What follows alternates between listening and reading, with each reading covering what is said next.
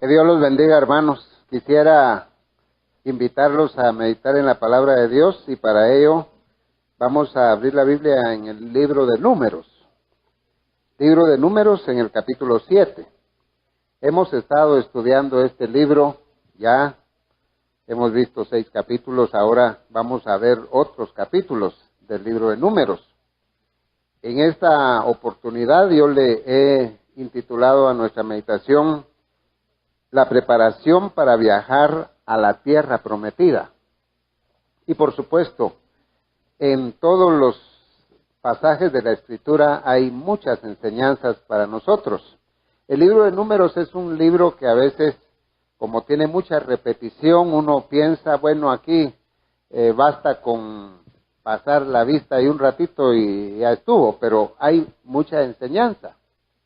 Y a veces cuando uno encuentra nombres y nombres y nombres, pues uno dice, de verdad que hasta cansado es leer esto. Algunos piensan así. Y es más, vamos a ver en el capítulo, este capítulo 7, es uno de los capítulos más largos de la Escritura, tiene 89 versículos y 12 veces se repite lo mismo. 12 veces se repite lo mismo.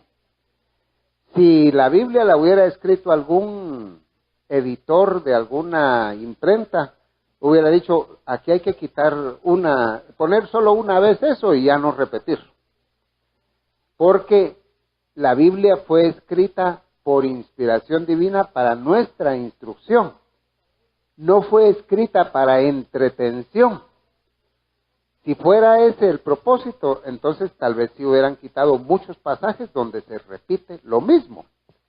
Pero el mismo Señor le dice aquí en el libro de Deuteronomio al pueblo de Israel, y estas palabras que yo te digo ahora, las repetirás a tus hijos. Y por eso es que la Biblia tiene repeticiones, porque hay que repetir, porque si no a uno se le olvida. Pero aquí hay un pasaje de mucha repetición, porque 12 veces se dice casi lo mismo, casi lo mismo. Solo el nombre del ofrendante es el que cambia, pero de ahí las palabras son las mismas y vamos a ver detalles de eso. Yo quisiera que viéramos aquí que Dios preparó al pueblo de Israel y esta preparación mostró que se necesita dirección divina, es decir, se necesita que Dios dirija al pueblo de Israel. Y por supuesto, a la iglesia también debe dirigirla Dios. Debe dirigirla el Espíritu Santo. Pero aquí vamos a encontrarnos que se necesita también líderes humanos, pero que se ponen bajo la dirección de Dios. Porque ellos no pueden enseñar lo que ellos quieran, sino que tienen que enseñar lo que Dios dice en su palabra. En este caso, Moisés, él es uno de los hombres inspirados para escribir la Biblia y él recibió revelación de Dios. Pero nosotros que vivimos en la actualidad, a donde debemos ir a buscar la voluntad de Dios es a la Biblia. No tenemos que esperar que Dios nos dé a nosotros un sueño o una revelación o una visión, sino ir a la Biblia a ver qué dice ahí y eso enseñar, porque ya Dios dio la Escritura. Y aquí vemos que se necesita entonces la dirección de Dios, pero también se necesita dirección humana, pero bajo la voluntad de Dios. Es decir, que Moisés no podía hacer lo que él quería, sino tenía que esperar lo que Dios le dijera que hiciera.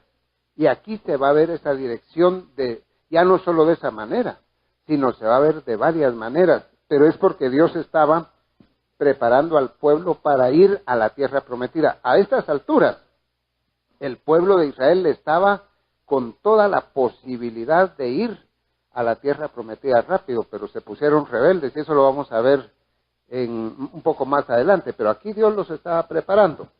Además, vamos a encontrarnos en el capítulo 8 que el Señor preparó a la gente consagrando personas, especialmente los levitas los consagró para que fueran los que estaban a cargo de lo espiritual, pero no solo se consagró a los levitas, también se consagraron cosas, se consagró el tabernáculo, se consagró el altar, y el Señor les dio muchas cosas para que ellos pudieran moverse hacia la tierra prometida.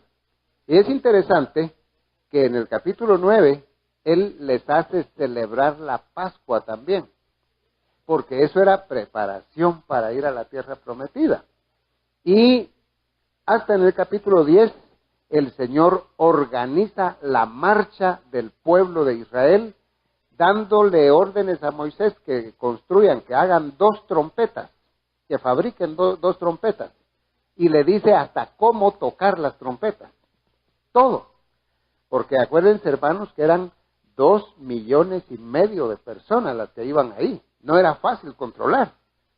Si es difícil controlar una iglesia con 100 personas, o con 200, y ahora 2 millones de personas. Eso es cosa tremenda, pero esto fue lo que hizo Dios para preparar al pueblo en su viaje a la tierra prometida.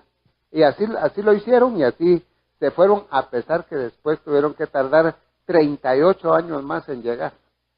Pero la organización ya estaba hecha. Ahora, ya con ese concepto, ese panorama, quisiera que orásemos al Señor. Padre Celestial, te damos gracias por tu palabra, porque ella es instrucción para nosotros.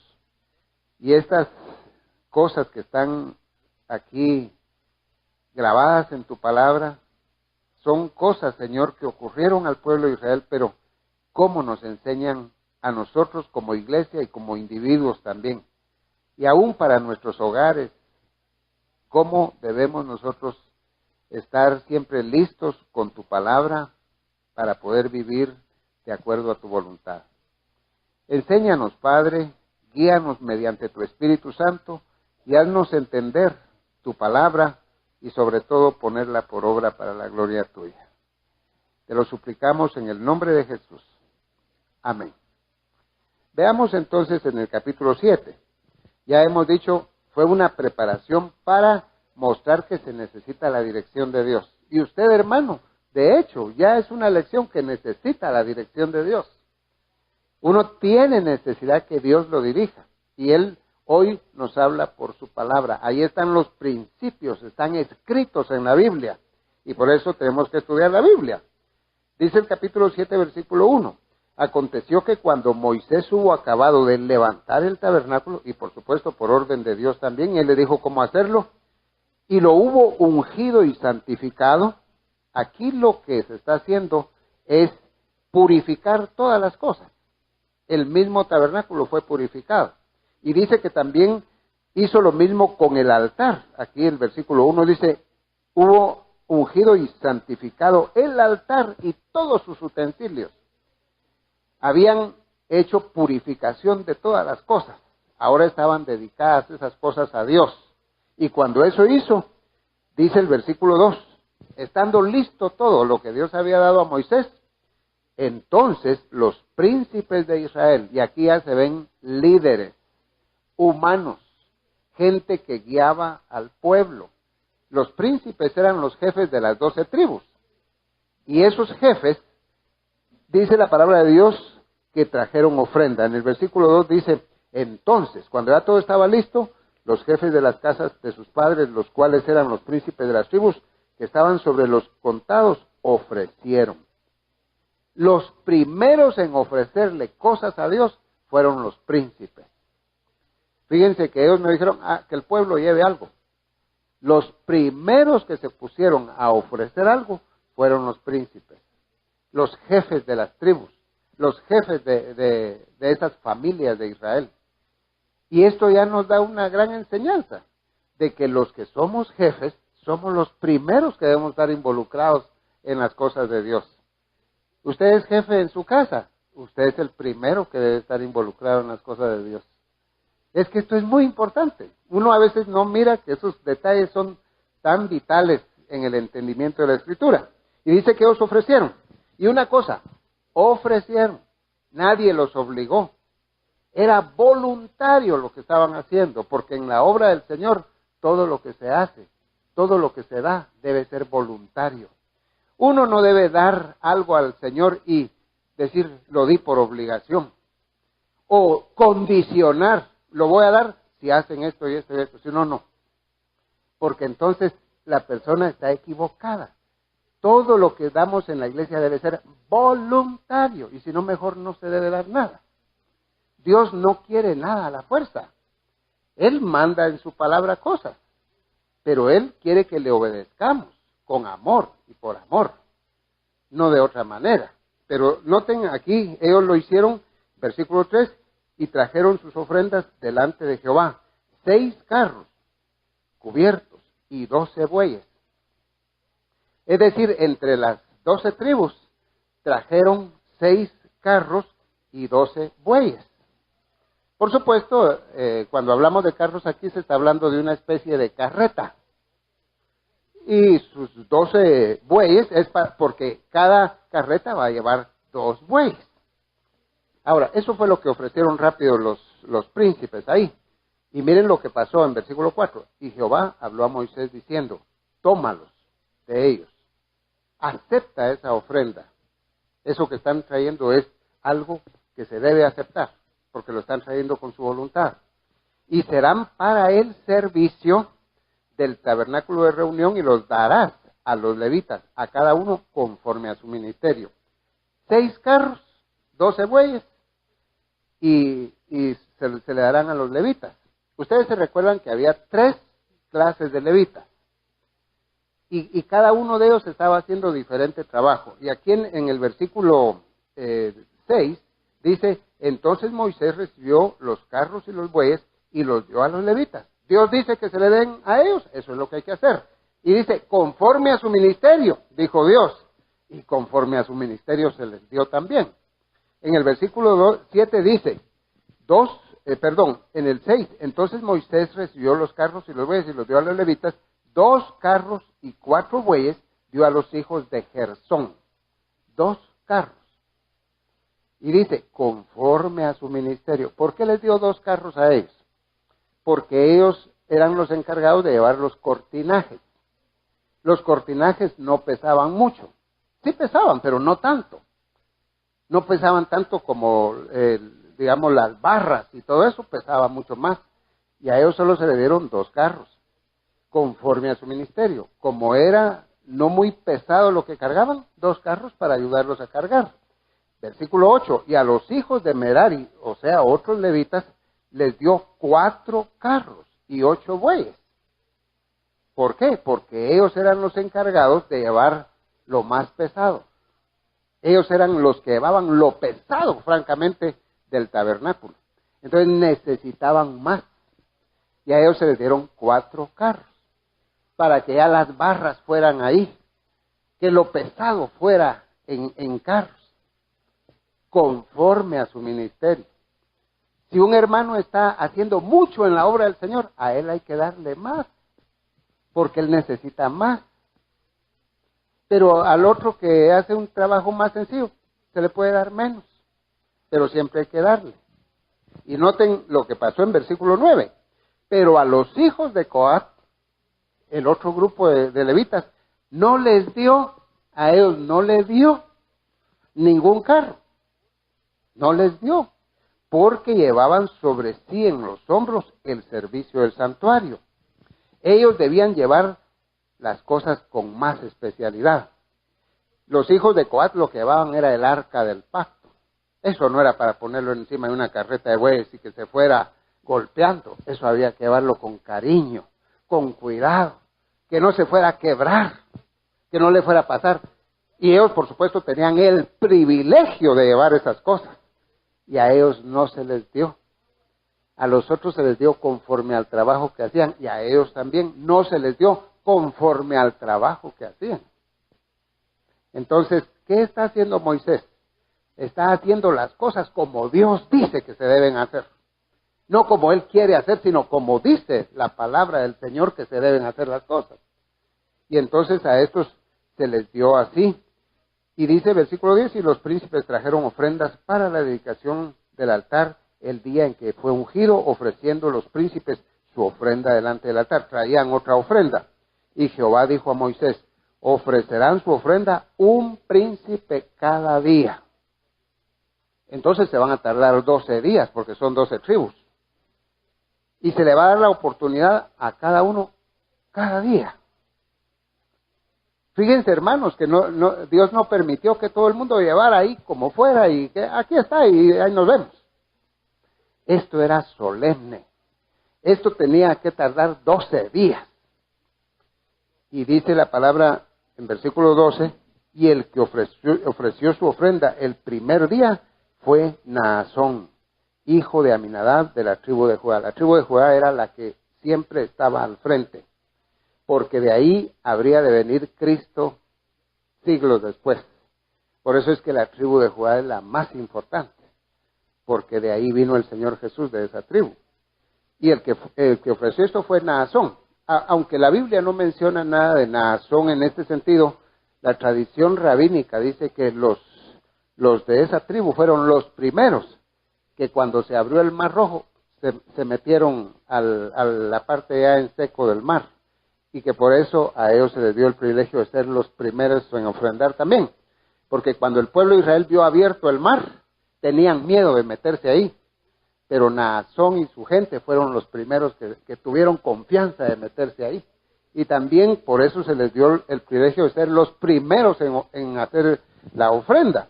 Ahora, no voy a leer todos los detalles aquí porque, les repito, 12 veces se dice casi lo mismo, solo se cambia el nombre de la persona. Dice el versículo 13, su ofrenda fue un plato de plata de 130 ciclos de peso y un jarro de plata de 70 ciclos, ambos llenos de flor de harina amasada con aceite para ofrenda. 14, una cuchara de oro de 10 ciclos llena de incienso. Y cuando uno lee todo el resto, se va a dar cuenta que todos ofrecieron ese plato, ese jarro y esa cuchara. Y se repite 12 veces los 12 días que pasó eso. Y en el versículo 16 dice, un macho cabrío para expiación, y para ofrenda de paz 2 bueyes, 5 carneros, 5 machos cabríos, 5 corderos de 1 año. Y así es exactamente la ofrenda de los otros 12 personajes. Pero lo único que cambia es que se menciona quién fue el que ofrendó. En el 18 dice, el segundo día ofreció Natanael. El 24, el tercer día, Eliab, hijo de Helón. Y todos van a dejar exactamente lo mismo. ¿Por qué? Sencillamente porque todas las tribus de Israel, no importa que unas fueran más numerosas que otras, más poderosas que otras, en el momento de dar algo para el tabernáculo, todos tuvieron la oportunidad de dar lo mismo, de que la ofrenda fuera igual, que todos tenían participación igual en las cosas del Señor. Por supuesto, algunos tenían más dinero que otros, pero a todos se les permitió dar exactamente lo mismo. Ahora, el plato de plata era para ofrendas así como comida, porque ahí al hacer los sacrificios se hacía carne, por ejemplo, de los animales, y eso se ponía en esos platos. El jarro era para cosas líquidas, por ejemplo, si había que llevar una libación de vino, o si se llevaba la sangre de los animales ya para ser rociada en el altar. Esos jarrones iban a servir para eso. Y la cuchara de oro era para tomar el incienso y ponerlo en el incensario, que también era de oro. O sea, y todos llevaron algo. Y llevaron exactamente el mismo tipo de ofrenda, estaban contribuyendo. Por eso les digo, si leemos el capítulo entero de Números, vamos a encontrarnos con 12 veces la repetición. Solo cambia que el cuarto día fue Elisur, que el quinto fue Selumiel, que el sexto fue Eleazar, que el séptimo fue los hijos de Efraín, así, pero exactamente se repite. Como les digo, si la Biblia la hubiera escrito un editor moderno, dice, pongámoslo solo una vez y se acabó. Pero la Biblia no fue escrita según criterios humanos, sino la instrucción como Dios quiere que quede escrita. Ahora, vamos a pasar hasta el versículo 84, porque ahí está resumido todo. Esta fue la ofrenda de los príncipes de Israel, que ofrecieron para la dedicación del altar el día en que fue ungido. 12 platos de plata, 12 jarros de plata y 12 cucharas de oro. Y ahí está ya dicho, en resumen, lo que entregaron todos. Ustedes pueden leer todo el capítulo y van a comprenderlo perfectamente. En el versículo 87 dice, todos los bueyes para holocausto O sea que se ofrecieron, aparte de todas esas cosas, bueyes para holocausto y los 12 machos cabríos para expiación. Esto ya no era para quemar incienso y para llevar harina y para llevar carne para... No. Aquí ya era algo que era para holocausto y expiación. Porque todos esos príncipes y todo el pueblo de Israel estaba consciente de que había que hacer holocausto y expiación para que Dios recibiera todas esas ofrendas. Porque sin derramamiento de sangre no hay remisión de pecado. Y sin derramamiento de sangre no se le puede ofrecer nada a Dios. Nada. Él no acepta nada si no se ha derramado la sangre y se ha arreglado el pecado. No acepta nada. En el día de hoy, todo lo que hacemos nosotros en la iglesia, sin derramamiento de sangre no se puede. La sangre de Cristo fue derramada y todo lo que hacemos en la iglesia debe ir amparado por la sangre de Cristo. Si usted da una ofrenda monetaria, usted no diga, esta la tiene que recibir Dios porque es una buena cantidad. No. Dios no recibe ni un centavo, ni $1,000, ni nada, si no va amparado por la sangre de Cristo. Dios no acepta mi predicación si no va amparada por la sangre de Cristo. Dios no acepta la música de nuestros músicos si no va amparado por la sangre de Cristo. El acceso que tenemos nosotros a hablarle a Dios, a ofrendarle a Dios, a darle cualquier cosa a Dios, es porque estamos cubiertos, amparados por la sangre de Cristo. Nada es por nuestra propia cuenta. A veces uno cree que uno dio una gran cosa. Eso no debe ser lo que debe pensar usted. Usted decir, el Señor me ha permitido el privilegio de darle esto por el acceso que tengo por medio de Jesús. Si uno da solo así, posiblemente que no está entregando bien las cosas. A veces por ignorancia puede ser que lo hagamos así, entonces Dios puede tener misericordia de su ignorancia, pero no sea ignorante, hermano, haga las cosas bien hechas. Bueno, así fue la situación ahí en Números capítulo 7, pero pasemos al 8, para ver que esa preparación también se hizo consagrando personas y cosas. En capítulo 8 dice en versículo 1, habló Jehová a Moisés. Otra vez, Dios es el que habla, no es el hombre. Y le dice, habla a Aarón. Le dice a Moisés que le hable a Aarón. Y dile, cuando enciendas las lámparas, el que va a encender eso va a ser Aarón. Pero Moisés le tiene que decir que Dios dice, cuando enciendas las lámparas, las 7 lámparas alumbrarán hacia adelante del candelero. Hay que preocuparse que la luz la mande hacia adelante del candelero. No tiene que alumbrar como sea, tiene que alumbrar de cierta manera. Y Aarón lo hizo así. El que encendió las lámparas fue Aarón, no fue otra persona. No dijeron, algún sacerdote ahí que las encienda. O llamen a algún israelita que encienda eso. No. Dios dice, ¿quién tiene que encender eso? Porque Aarón era el sumo sacerdote. Y Dios quería que el sacerdote, que era en el Antiguo Testamento el encargado de enseñar la palabra, porque los escribas y toda esa gente eran sacerdotes todos. Ni siquiera Moisés lo hizo porque Moisés no era el sacerdote. El sacerdote era Aarón. ¿Se acuerdan ustedes que en el libro de Nehemías construyó el muro y todo eso? Pero cuando había que enseñar la Biblia, ¿qué hizo? Fue a llamar a Esdras, escriba versado en las Sagradas Escrituras. Y eso no quiere decir que Nehemías no sabía nada de Biblia, él sabía mucha Biblia. Pero cuando había que enseñar, fue a llamar a Esdras. ¿Por qué? Porque ellos tenían orden, hermanos. Y por supuesto, eso no quiere decir que en la iglesia no puede enseñar a alguien que no sea pastor o algo así. La iglesia es un poco diferente, en la iglesia todos somos sacerdotes. Pero lo importante es que aquí el líder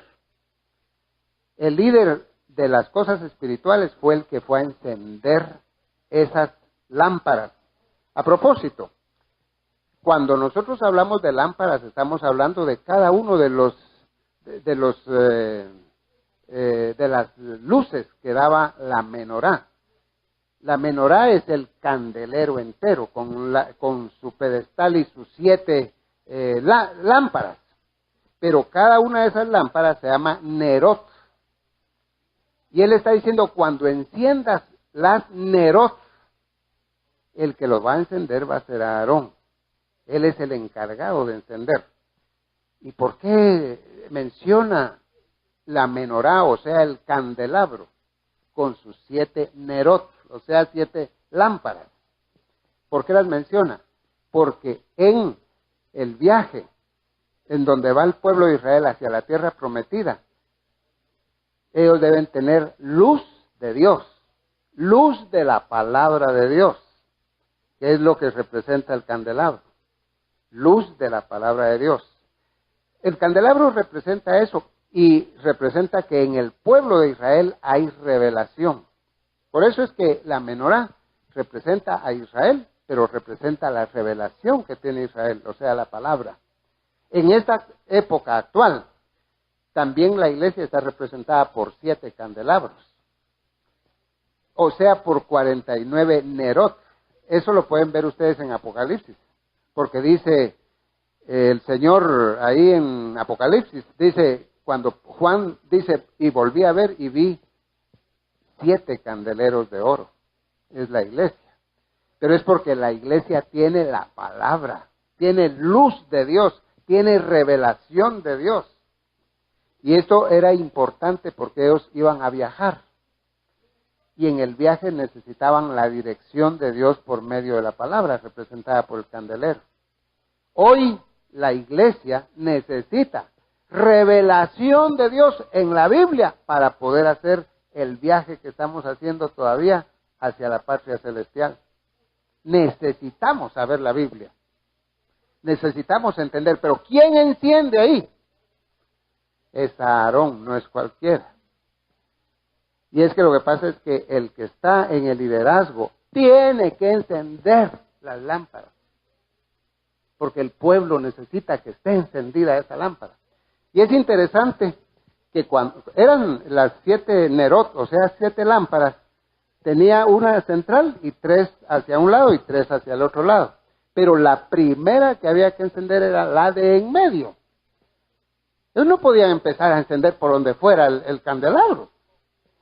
Tenían que empezar con la de en medio, porque la de en medio representa al Señor Jesucristo. Y esa lámpara, o sea, el nerot de en medio, de ahí se seguía tomando fuego para los otros 3 del lado izquierdo y 3 del lado derecho.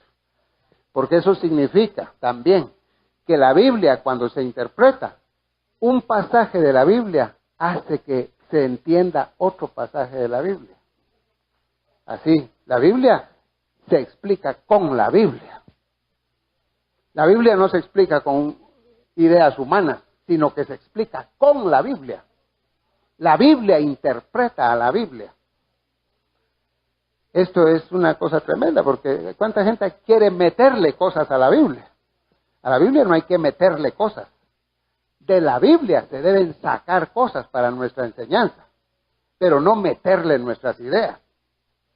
Y por eso se encendía hasta de cierta manera. Dice el texto aquí en versículo 4, y esta era la hechura del candelabro de oro, labrado a martillo, desde su pie hasta sus flores era labrado a martillo, conforme al modelo que Jehová mostró a Moisés, así hizo el candelero. Así que la Biblia es clave en nuestro viaje hacia la patria celestial, porque ellos iban a viajar en el desierto hacia la tierra prometida, pero es un cuadro del creyente viajando hacia la patria celestial. Necesitamos la Biblia para llegar a la patria celestial. Es muy importante. Versículo 6, también en 5 dice, también Jehová habló a Moisés. Miren, es Jehová hablando, Jehová revelando su voluntad. No es ocurrencia de Moisés. Toma a los levitas de entre los hijos de Israel y haz expiación por ellos. Así harás para expiación por ellos rocía sobre ellos el agua de la expiación, y haz pasar navaja sobre todo su cuerpo, y lavarán sus vestidos y serán purificados.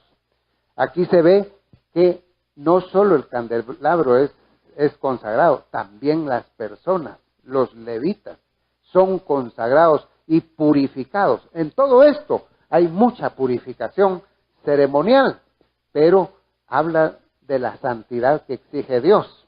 Y los levitas fueron también consagrados. Hay muchos detalles aquí, pero solo vamos a leer algunos. Por ejemplo, en el versículo 14, dice, así, está hablando Dios, apartarás a los levitas de entre los hijos de Israel y serán míos los levitas. Dice Dios, son míos. Y en versículo 16, porque enteramente me son dedicados a mí los levitas. Los levitas incluso no podían hacer otro trabajo, solo lo espiritual.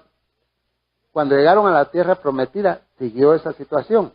Un levita nunca sembraba un grano de trigo.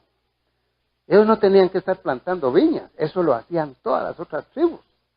Y ellos, los levitas, su trabajo era encender la lámpara, como en el día de hoy. En el día de hoy, los que están al frente de las iglesias deben encender la lámpara, hacer clara la Biblia a la gente para que entiendan lo que dice la palabra, porque ese es su trabajo. Pero si un líder, debido a que no está sostenido económicamente bien, tiene que ir a vender seguros para sostenerse, entonces él ya no tiene tiempo de estudiar la Biblia. Y a veces hay algunos que sí tienen tiempo, pero no lo hacen. Y eso es triste. Hermanos, el trabajo del levita era muy importante. Por eso Dios los separó enteramente para ellos. Que ellos no tuvieran que estar yendo a la guerra. Que ellos no tuvieran que estar haciendo cosas, sino dedicarse a la palabra para que encendieran la lámpara. Porque esto es clave. Para eso está el líder espiritual. Para encender la lámpara. Pero eso, también dice Dios, hay que mantenerlo. Hay que sostenerlo. No hay nada más que decir que siga trabajando por amor. No. Lo debe hacer por amor y con amor, pero hay que ayudarlo. Eso es lo que dice la palabra. Y debe cumplir con su trabajo de encender la lámpara. Bueno, miremos un detalle aquí de los levitas en el versículo 24. Dice, los levitas de 25 años arriba entrarán a ejercer su ministerio. Ellos no ponían a un muchacho adolescente a hacer esto, hermanos. Siempre debe ser de 25 años. A los 25 años uno ya ha madurado bastante. Pero los ponían a los 25 años para que empezaran a trabajar. Pero realmente a los 30 años se podía ser sacerdote, no antes. El mismo Señor Jesús se bautizó a los 30 años para iniciar su ministerio. Porque Él cumplió toda la ley. Dice en versículo 25, pero desde los 50 años cesarán de ejercer su ministerio, los levitas, ¿sí? A los 50 años. Y nunca más lo ejercerán. Dice el versículo 26, servirán con sus hermanos en el tabernáculo de reunión para hacer la guardia, pero no servirán en el ministerio. En otras palabras, los ponían a trabajar a los 25 años porque ya habían madurado bastante. Y además, a esa edad hay fuerzas. Si hay que matar un toro, se puede. Si hay que matar un cordero, se puede. Pero ya cuando llegan a 50 años, el Señor dice, ya sirvieron bastante. Ahora hay que jubilarlos y que se dediquen solo a la guardia, a vigilar. Y qué precioso eso, hermanos. Porque los siervos de Dios deben dar la fuerza física al Señor también. Los jóvenes deben hacer el trabajo en las iglesias que requiere fuerza. Y los que ya son de más de 50 años, que están en el ministerio, deben dedicarse a dirigir la iglesia, a vigilar la sana doctrina, a ver que no vaya a haber alguna cosa indebida dentro de la iglesia, porque ya tienen también experiencia. Por eso los dejaron solo de guardia. Pero ya no que estén matando animales y cargando cosas. Y por supuesto, esos levitas estaban sostenidos todavía por el resto de las tribus. En otras palabras, Dios presenta aquí una jubilación para los que han dedicado su obra a la obra del Señor y que lo han hecho bien. Bueno, miremos algo más. El capítulo 9 les pide que celebren la Pascua. Lo estamos llevando muy rápido esta parte porque, como le digo, hay bastante repetición y ustedes al leer lo que estamos viendo aquí lo pueden captar más. En el capítulo 9, versículo 1 dice, habló Jehová a Moisés en el desierto de Sinaí, en el segundo año de su salida de la tierra de Egipto. Hacía un año habían salido de la tierra. No es que habían pasado ya más de 600 días, no, habían pasado 360. Pero ahora van a celebrar, y es el segundo año, dice, versículo 2, los hijos de Israel celebrarán la Pascua a su tiempo. Dios pide que celebren la Pascua ahí, al año de la que tuvieron en Egipto. Pero en Egipto tuvieron una Pascua que la hicieron corriendo, hermanos, porque la estaban haciendo a horas de la noche. Aún la Biblia dice que tenían que hacerlo parados y comer rápido, y porque ya era hora de irse de Egipto. Ahora iban a hacer una Pascua más tranquila, porque ninguno los estaba corriendo, pero lo iban a hacer. ¿Por qué les pidió que hicieran la Pascua? Porque la Pascua representa la redención con sangre, la sangre del Cordero. El pueblo de Israel que está aquí es un pueblo redimido, y es el pueblo redimido el que se está preparando para hacer el viaje hacia la tierra prometida. Es pueblo redimido, y la redención es con sangre, la representa la Pascua. Miren el versículo 6. Pero hubo algunos que estaban inmundos para participar de la Pascua a causa de muerto, y no pudieron celebrar la Pascua aquel día, y vinieron delante de Moisés y a Aarón aquel día y preguntaron, en versículo 7, ¿por qué seremos impedidos de ofrecer ofrenda a Jehová? Lo que había pasado es que había 2 millones de personas o más, y a algunos de ellos se les había muerto alguien en esos días, y lo habían enterrado ahí en el desierto. Y cuando un judío tocaba a un muerto, estaba inmundo. Y no podía participar de las cosas, solo porque se le murió alguien y que lo enterró. Y eso ya lo estudiamos en el mensaje anterior. Eso de tocar a un muerto. Entonces, esa gente no podía participar de la Pascua. Entonces, ¿qué hizo Dios? En el versículo 10 dice, habla a los hijos de Israel diciendo, cualquiera de vosotros o de vuestros descendientes que estuviera inmundo por causa de muerto o estuviera de viaje lejos, celebrará la Pascua. Versículo 11, en el mes segundo, a los 14 días de mes, entre las 2 tardes la celebrarán. La Pascua se celebraba en el mes primero, no en el segundo. Pero vino Dios y les dijo, miren, van a celebrar esa Pascua, y dentro de un mes van a celebrar otra para todos los que no pudieron porque estaban inmundos en la primera oportunidad. Entonces se celebraron 2 Pascuas ese año. ¿Para qué? Para que ninguno tuviera la excusa de que no había podido participar. Porque todos los redimidos tienen que participar de la sangre del Cordero, y si no, no son redimidos. ¿Está claro para nosotros eso en el día de hoy? Si una persona no recibe a Cristo como su Salvador, si no se ampara en la sangre, en el sacrificio de Cristo, no puede ir a la tierra prometida. Entonces es indispensable creer en Él para ser salvo y para ser redimido y para poder estar en el viaje a la tierra prometida, o sea, al cielo. Por eso fue que hizo eso Dios y lo exigió, porque sin la sangre de Cristo no hay manera. Ahora, vamos a ver todavía en el versículo 15, creo que solo ahí vamos a poder ver esta vez. Dice en 9:15, el día que el tabernáculo fue erigido, la nube cubrió el tabernáculo. Esta nube no era una nube de esas que nosotros vemos en el espacio, en la atmósfera. Una nube de agua en forma de vapor. Era la apariencia de una nube, pero realmente era la presencia de Dios la que estaba ahí.